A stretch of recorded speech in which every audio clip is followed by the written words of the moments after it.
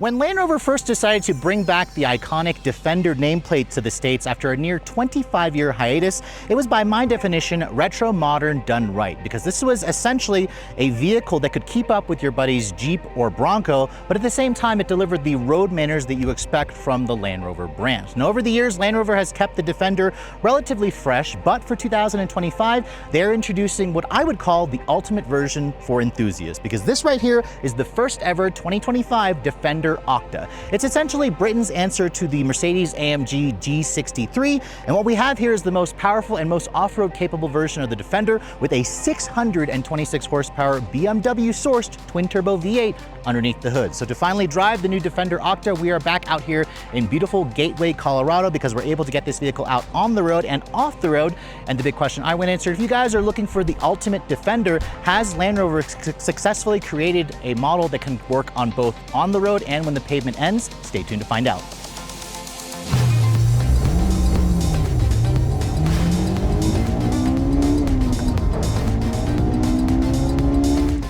Now, before we start talking about the unique exterior styling for the ultimate Defender, let me first go ahead and pop the hood and show you guys what's powering this thing. Now, this is where Land Rover decided to go with a very unique route, because most Defenders basically have either a 4-cylinder turbo, an inline-6 turbo, or a supercharged Jaguar V8. However, for this particular model here, it has a unique engine that was essentially borrowed from BMW. It's a 4.4-liter gasoline direct injection twin-turbo V8 with a mild hybrid system. So it has a 48-volt mild hybrid system.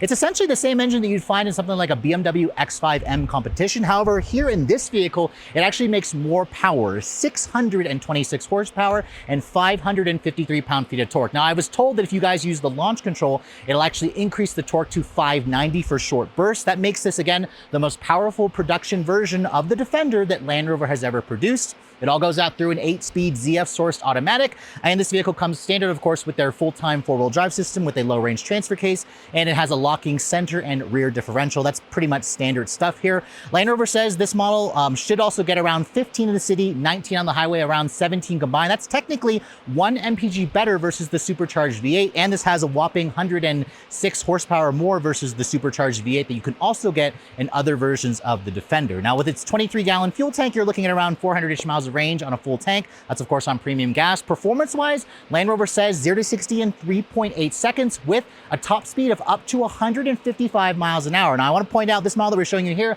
has the Goodyear all-terrain tires, which lowers the top speed to around 99 miles an hour. But still, this is impressive performance. Towing capacity around 8,200 pounds, and the curb weight of this model, it's the heaviest Defender, weighing in at just under 6,000 pounds, a good 500 pounds heavier than the last Defender 90 V8 that I tested. But again, it's got the additional power. But let's go ahead and close up the hood here and talk about the exterior styling. Now, I want to apologize how dirty the vehicle is. We've been driving it off-road all day today, so it's a little dusty.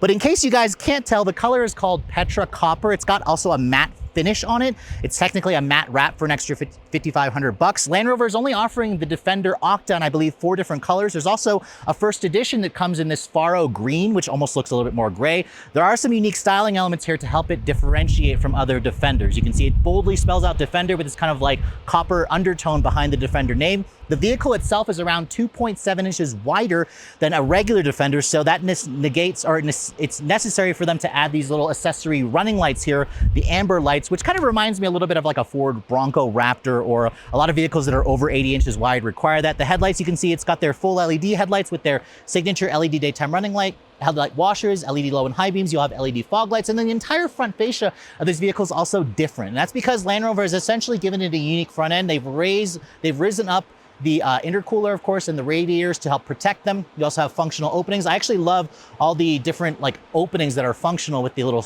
cubes that you see that allow air to pass through. The front fascia also is unique because you have that copper accented front tow hook right there, along with some actual traditional tow hooks. There's parking sensors around the vehicle, and they've also improved the departure angle of this vehicle. You have underbody protection, of course, protecting this car, because with the air suspension and the adaptive hydraulic suspension, which is interlinked, you can now raise this vehicle up to and get up to a 12.7 inches of ground clearance. That's an extra inch versus the regular version of the Defender. So again, it's giving you that extra capability. It essentially allows this vehicle to ford up to 39 inches of water. So so almost about a meter of water. We had a chance to drive it through basically a river. It was absolutely phenomenal. This thing basically made it look like a breeze. But if you want to follow me over to the side profile of the vehicle, let's go ahead and talk about the dimensions. Now, this vehicle is only going to be offered as the Defender 110. So remember, Land Rover offers the Defender 90, the 110, which is the middle size version, and then the 130, which is a little ungainly for me, but the 110 is supposed to be for the wheelbase, which all Defenders used to have a 110-inch wheelbase. However, this new version doesn't go by those numbers. It has a 119-inch wheelbase with a 197.4-inch overall length. Technically, if you remove the spare tire, it shrinks it by about 10 inches. It's around 82.5 inches wide. So again, nearly 3 inches wider than the standard Defender. The wheels, as you can see, my particular test car was supposed to come with a 22-inch wheel. That's technically the optional wheel for $450. This is the 20-inch all-terrain or 20-inch off-road wheel, which, as you can see, has like a really nice matte black finish to it. These are also a 33-inch tall Goodyear all-terrain tire for an extra $350. It's riding on a 275/60 R20. So these tires are going to be the most aggressive setup. This is with this air suspension here in its normal setting. Again, you can jack it up to 12.7 inches. And what's interesting about this suspension technology, which we'll talk about later on during the driving scene, this vehicle doesn't have any sway bars because of the interlink hydraulics. So that again helps it have the road manners that you'd expect from a Land Rover, but at the same time giving it the off-road capability you're looking for. And as you can see, there's a functional fender vent here with more of those little cubes along with the bronze accents. I love this matte finish paint, which actually does have some metallic fleck in it. I'm sorry you can't really see it now because it's pretty dirty. All the Octas will essentially have the black painted mirrors here, which also have integrated turn signals, cameras throughout. You also have the black satin black roof with the panoramic sunroof design, along with those little safari windows at the top. The roof rails, you can also get a roof basket, which is an extra charge. This vehicle, I think, will carry up to 360 pounds of static load on the roof. So again, pretty good if you guys want to plan to put like a tent up there or load up more of your gear. There's this really interesting little panel here, which is also the matte wrap along with the new Octa badges here. Remember, Octa, the name Octa essentially comes from the fact that Land Rover has modeled this vehicle off of the hardest mineral known on Earth, which is a diamond, which has 8 sides if you're looking at it from a 3D angle. So that's essentially where the Octa name comes from. Now, looking at the rear of the vehicle, you can see massive 20-inch spare tire, which is a full-size matching wheel. Actually looks really good with the spare tire. I saw a Defender today earlier without it. It looked pretty naked, but the styling of this car has been around since 2020, but I think it's aged extremely well. The taillights, as you can see, are pretty much the same, full LEDs with these really interesting cube designs, 4 individual cubes. It looks like more of the cube look in the fake vents over here. Still have that bronze tow hook, of course, except here you actually have 2 different tow hooks. And then as you can see underneath here, you also have a unique quad outlet exhaust, which is an active exhaust. Land Rover says they've tuned the sound to make this BMW engine sound even more unique. So let's go ahead and fire it up. You guys can hear what that engine sounds like real quick.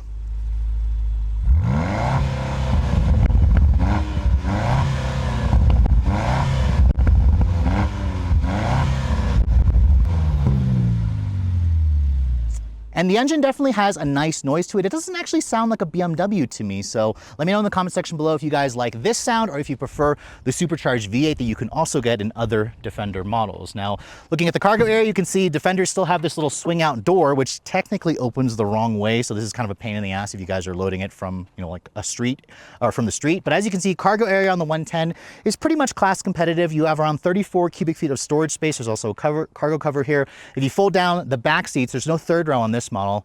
It expands the cargo to around 79 cubic feet of space, which is definitely very usable. It's more space versus what you're going to find in like a G-Wagon, a Bronco, or a Wrangler with the 392 V8 engine. Now moving on to the interior of the first ever Defender Octa. First of all, this particular color combination with the Petra copper matte on the outside is complemented by this kind of like burnt sienna semi-aniline real leather seats. Now this interior color, as you can see, looks really good with the two-tone combination. The semi-aniline leather also feels pretty high quality, and these seats are also unique. Land Rover calls them their body and soul seats, which is kind of an interesting name. I almost thought they were massaging. They adjust, I believe, in like 16 different ways. And while they are heated and ventilated, they aren't massaging. What Land Rover does instead is they work with the Meridian audio system that this car has to essentially create like a 4D audio effect where you can go into the screen there and adjust a couple of things and make like the music bass kind of go into the actual seat bottom. It's an interesting effect. It also has different moods and plays different music to kind of help create a vibe. We'll show you guys that later on during the rest of the interior. But as you can see, the inside looks pretty similar to the regular Defender. And of course, it has a really tall step-in height, but you can get this vehicle with side steps. My test car doesn't have it, but as you kind of get into the car, it has that typical high step-in height. And then when you shut the door has a really solid sounding thunk. Remember, this is built on a unique unibody architecture, so it's not body on frame with live axles, of course, like the previous Defenders. Now, here's the key fob for the vehicle. This is the current Land Rover Intelligent Access key. It's a very large key that feels pretty high quality. Instead of the Land Rover badge, instead you have their new Octa badge, of course, to let you know you have a special Defender. There's typical buttons here for lock, unlock. You can also, looks like, pop open the tailgate, but it's not a power lift gate because it's a swing out. And then you can also activate the hazards. I don't believe Land Rover offers a phone as a key functionality. That's something some competitors do. But once you're in here, you push the start stop button. You can see, because this vehicle is a mild hybrid, it just kind of whirs to life. It doesn't have the standard traditional starter noise. And then if you want, you can also push this little button down here to put it into dynamic mode. You can hear instantly the exhaust gets a little bit louder. And then sadly, it has a relatively soft 4K rev limiter, but from the inside, it still sounds pretty good. You can hear a little bit of that pops and crackles from the outside of the exhaust. I'm not entirely sure how much of it is real or authentic versus some of it being, you know, augmented like some competitors. But looking at the rest of this interior, it's pretty traditional stuff from the other Defender models. But of course, this is also the most luxurious version of the Defender. That's what Land Rover claims. There's some pretty nice materials here. First of all, the door panel has a really nice semi-aniline leather here at the top in that burnt sienna color. There's lots of exposed rivets and screws here, which kind of gives it that unique feel to it that feels very rugged and capable. There's also a padded armrest where you'd rest your elbows. There's also 3-person memory even on the passenger side, which is a great feature. Window controls, they feel high quality, of course. They're one touch for all 4, something you'd expect from a vehicle with a 6-figure price tag. Down in the lower part of the door panel, it has lots of additional storage. And then the steering wheel, as you can see, is pretty similar to other Defender steering wheels, but there's a couple of changes here. First of all, I love the two-tone look. There's a big button over here, as you can see. This is the Octa button here. This essentially allows you to access their 2 sport drive modes. It's in dynamic now. If I just push it once, it goes back into its comfort. If you push and hold this button, it'll actually go into the Octa mode. It'll actually show you the Octa mode selected here in the instrument panel. It shows you like a G meter. It also essentially allows this vehicle to tailor back the stability control and mix the suspension its softest setting. We'll try out the Octa mode later on during the driving scene when we're actually on a closed course, because Land Rover says they're not allowing us to drive it in Octa mode on basically public roads, because they're saying that you need to have a helmet on, which is a little strange to me because I imagine owners are not going to do that when they try out the Octa mode. I'll have to basically get this car for a week at some point to show you guys what that's like on the road. Now, the rest of this interior, as you can see, has some pretty nice materials. There's a heads-up display, of course, over here. That's standard. You have a fully digital 12.3-inch cluster here. The wheel itself has a power tilt telescoping adjustment, so you can get a comfortable driving position. The paddles on this car to control the 8-speed auto have this really cool, like, clear effect here. And when you put the vehicle in Octa mode, it actually glows red, which I think is really cool. And it just kind of adds this little like custom high quality feel. It's not actual glass, but it almost looks like a crystal glass effect, which I love. I would have liked, however, if Land Rover had given this car like a unique steering wheel, like maybe a flat bottom design, a slightly smaller wheel. This is a chunky, large diameter steering wheel, which kind of works as a Defender, but as a performance model, I've expected something a little bit, I guess, more sporty looking. The rest of this dash, you can see you have some real leather on this upper portion here. This area here has a soft touch injection molded plastic with this kind of like rubberized textured feel to it. I love how the vents are traditional. There's none of that silly electronic vents that you control on the screen. And then, of course, the highlight of the center area is this 11.4-inch Pivi Pro infotainment system. This is basically unchanged from other models. It includes wireless Apple CarPlay and Android Auto, of course. The software behind it has definitely been improved over the years. You can see there's all these different icons you can access here. The body and soul seats, I was talking about that earlier. You can basically go into a wellness program where it basically allows you to go from a calm all the way to an invigorate. This is where it plays music to create a vibe. At the same time, it vibrates your seats with an additional subwoofer in the seat. So this is pretty similar to what Mercedes does, of course, with their 4D Burmester audio system, but it's nice how Land Rover does that. I would have also liked to see massaging seats, but that's kind of a small little thing. Looking at the rest of this here, you can see there's also a weight sensor here where we actually had a chance to try that out earlier during the driving scene. There's a built-in air quality thing where it actually will filter out all the air nasties in the air when it goes into the cabin. So this basically is what you expect from a Land Rover. Hasn't really changed much. The rest of the center stack here, you can see you have your quad zone climate control system. This basically allows you to access some of your different drive modes with their auto terrain select. There's a total, I believe like 8 different drive modes, so there's a ton there. Your air suspension you can control from here. This controls the 8-speed auto. There's a trigger at the front here. You push this forward, that goes into reverse. It allows you to access the 360 camera. There's also automatic emergency braking, parking sensors. The quality and resolution is also good. You can also go into an off-road mode here, and you can also go into a towing camera here. The visibility or the resolution is pretty impressive. I just wish it took up a little bit more of the screen, but it still looks pretty nice.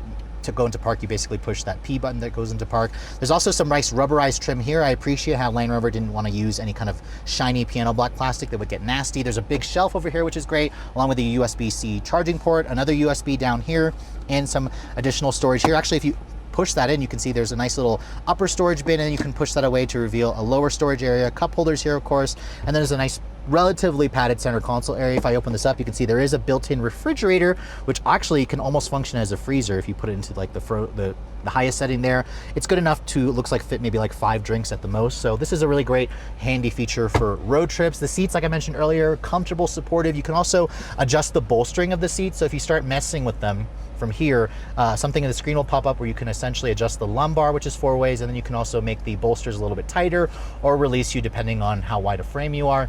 And then above me, you can see nice, beautiful Alcantara material in the actual headliner, and then this big panoramic sunroof, which also does open up to vent air. You can tilt it or you can open it up completely, which is great. Some competitors don't give you an opening sunroof. It only opens up over the front seat area. That's the largest that it opens, but it's nice how at least Land Rover kind of gives you that option for it. You also have a digital camera rearview mirror here, along with a frameless auto dimming rearview mirror. So overall, this vehicle definitely has the tech that you expect. It has relatively good material quality as well. I mean, especially if you're coming from a Wrangler or a Bronco, this is going to feel more like a luxury car.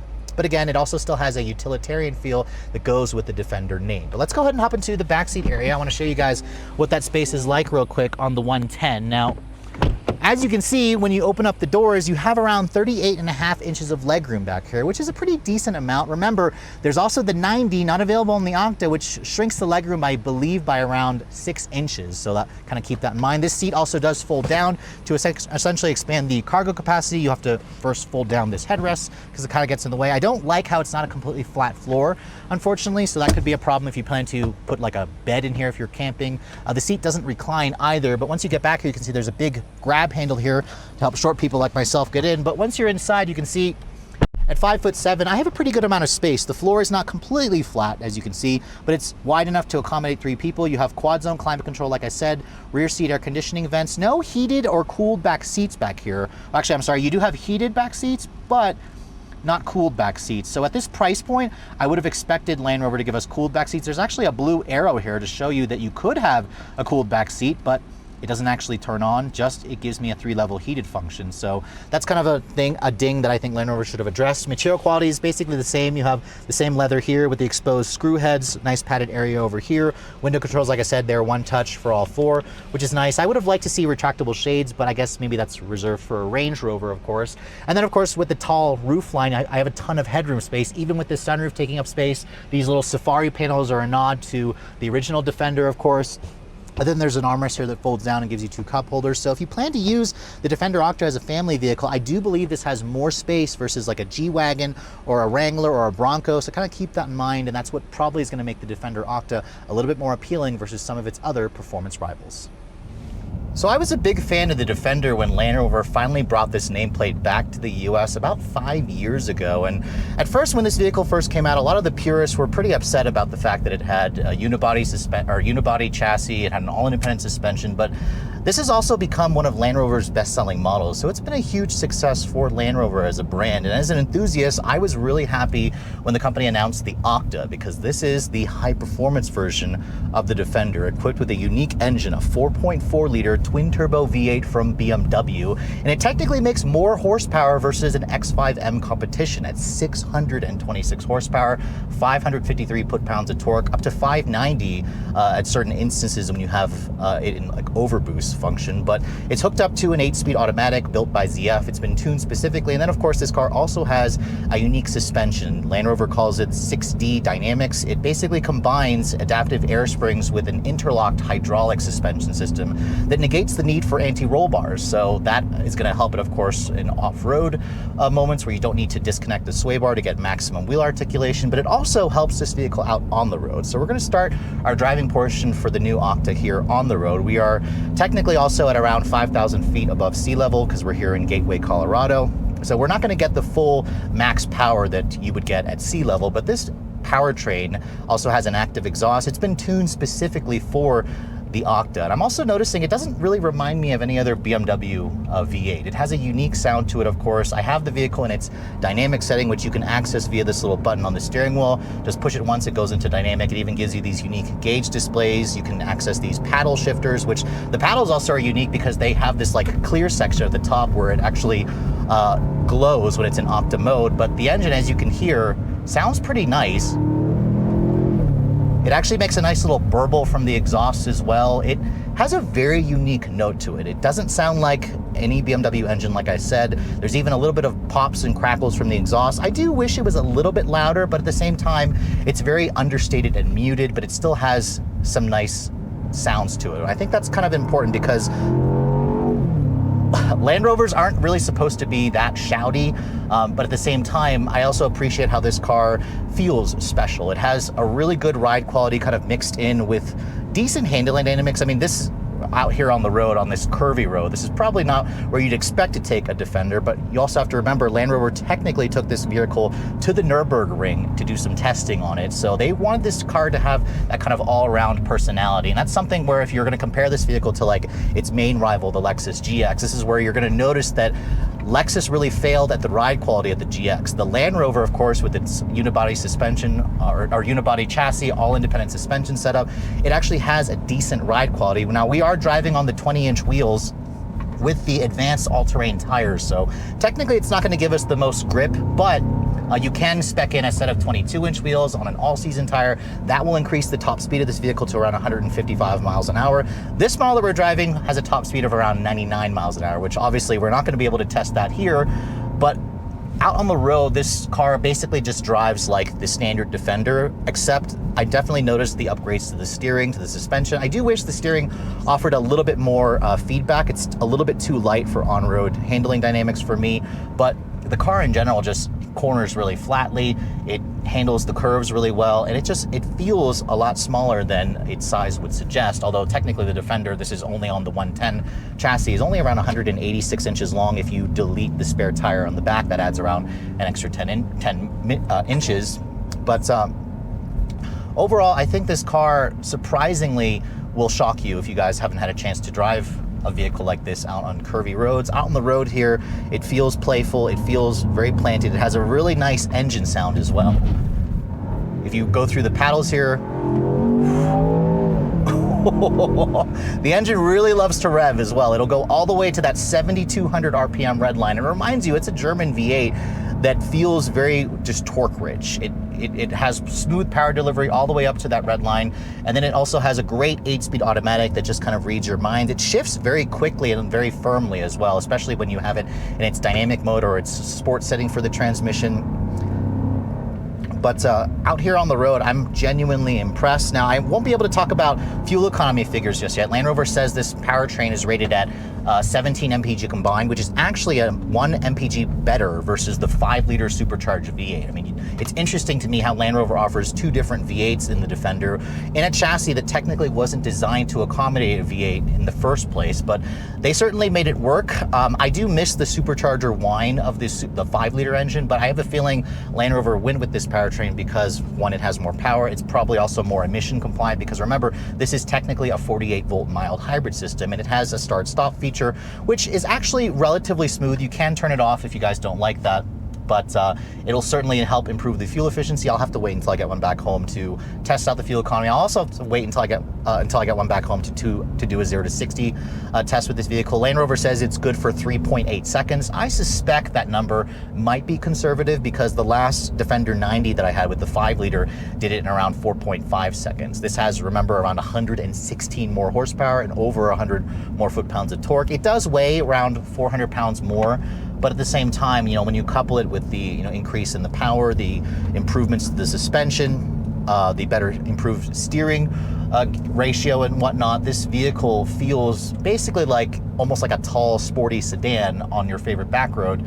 But at the same time, Land Rover also is known for their off-road ability. So, of course, we wouldn't be at a Land Rover event without being able to test this vehicle out off-road as well. So this wouldn't be a Land Rover event if we didn't have this really awesome off-road course. Because we are driving the ultimate version of the Defender, the Octa, Land Rover has kind of set up this rally dirt course for us to test out the very sophisticated 6D dynamic suspension. We've got these body and soul seats. This vehicle in general has a suspension setup that can handle high-speed off-roading. So we're gonna get a chance to really test that out here, and there's even a jump here and there on this track. But as you can see, I have the vehicle in Octa mode, and it just handles the ruts and the bumps like a champ. It pretty much reminds me of the last Ford Raptor that I drove. This thing just feels like a beast on these kind of conditions. Now, obviously on the street, you can hear that twin turbo V8, but here on the track, we're really testing out the suspension here. And the one thing I love are these seats that hold you in place really nicely. The suspension soaks up the bumps really well. And this car just begs to be driven harder. It just feels like it can handle this kind of terrain at high speeds, indefinitely. It's incredible how Land Rover has tuned the steering, the suspension to all work harmoniously together to essentially create a vehicle that you can drift around some corners. In Octa mode here, the suspension basically softens everything up. The stability control I also have in its less restrictive setting, and it just feels like a rally car that gives you this awesome view, that has these seats that hold you in place. And we're gonna stay right or left here? Left, okay. But I mean, overall, if you guys plan to do some rally driving with your Defender Octa, this is the kind of environment that it was built for, and it's incredible the entire package this car gives you, from being incredibly good on-road to being incredibly good off the road.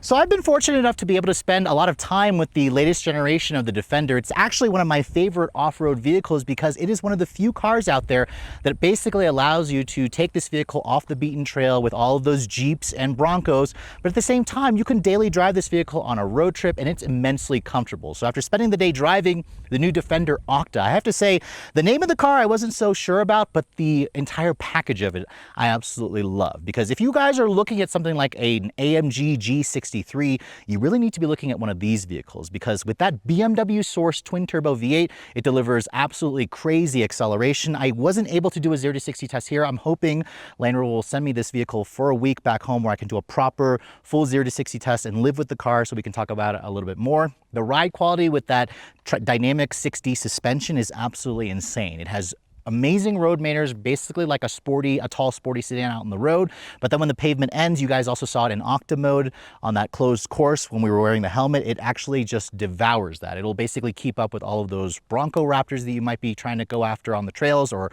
a Wrangler Rubicon, for example. But at the same time, it has the build quality and ride quality and smoothness that you expect from a Land Rover. I do wish the engine was a little bit louder. I imagine that's something the aftermarket will come in and fix at some point. I would have just liked a little bit more pops and crackles from the exhaust. And I also want Land Rover to offer more exterior color choices, because basically you can only get just kind of boring-ish, regular colors, colors that don't stand out. And when you have vehicles like the G-Wagon, which offers beautiful colors like a China blue or whatever you'd like, I think it's time for Land Rover to expand their color palettes to kind of appease those buyers. Because if you guys are looking to get your hands on the Defender Octa, this model here has become Land Rover's best-selling model with around 27,700 units sold last year.